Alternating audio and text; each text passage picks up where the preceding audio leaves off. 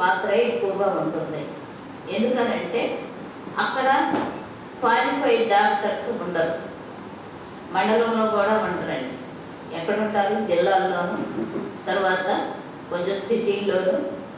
అక్కడ hospitals, MBBS doctors వాళ్ళు అందుబాటులో ఉంటారు. కాబట్టి ఎక్కువగా మనకి విలేజ్లో ఉండేవాళ్ళు ఆర్ఎంపీలు, పిఎంపీలు. కాబట్టి మీరు చాలా జాగ్రత్తలు తీసుకోవాల్సిన అవసరం ఉంది. ఈ ట్రీట్మెంట్ మీకు తెలుసు, ఇంజక్షన్లు, తర్వాత సెలైన్లు పెట్టడం, ఇటువంటివి మీరు చేయకూడదన్న విషయం మీకు తెలుసు కదండి. డూస్ అండ్ డోంట్స్ కదా ఇవి.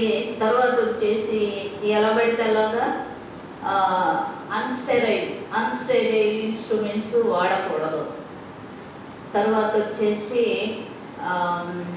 ఒకవేళ ఎవరికైనా పంటి నొప్పి వచ్చి ఎవరైనా మీ దగ్గరకు వచ్చినప్పుడు ఆ పంటికి సంబంధించింది మీరు టచ్ చేయకూడదు. దాన్ని ఎవరికి పంపించాలి? డెంటల్ డాక్టర్ దగ్గరికి పంపించాలి.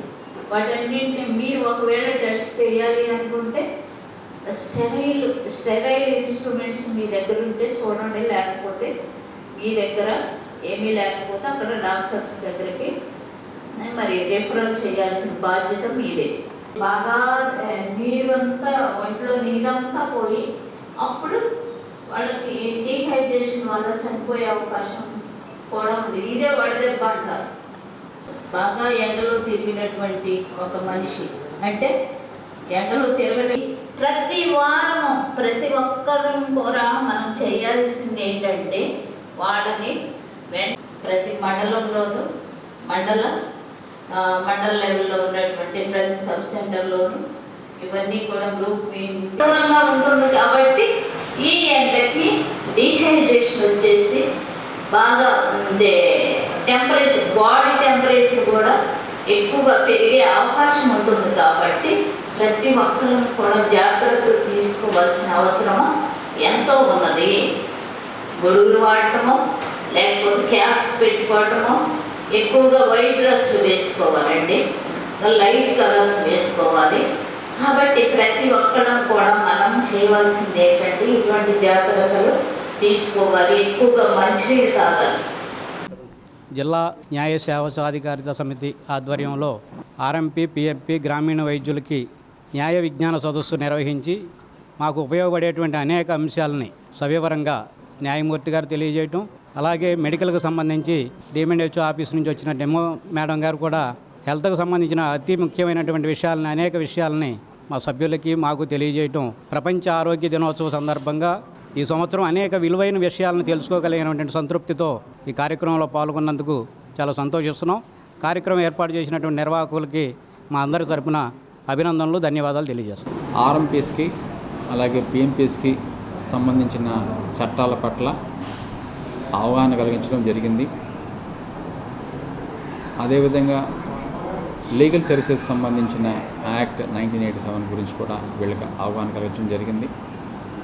మరి డిప్యూటీ డెమో గారు వీళ్ళకి డూస్ అండ్ డోంట్స్, ఏం చేయకూడదు, ఏం చేయాలి, వీళ్ళ వైద్యంలో భాగంగా ఎంత మేరకు వీళ్ళ పరిధి, ఆ పరిధి దాటితే రిఫరల్ ఎలా చేయాలి, అదేవిధంగా గ్రామీణ వైద్యంలో అక్కడ వాళ్ళ దగ్గరికి వచ్చే వాళ్ళతో ఎలాగ అవగాహన కొన్ని కల్పించాలి, ఈ సమ్మర్లో తీసుకోవాల్సిన జాగ్రత్తలు, అలాగే గర్భిణీలు వస్తే కనుక వాళ్ళకి ఎంత మేరకు వీళ్ళ సలహాలు అందించాలి, తద్వారా ఇంకేదన్నా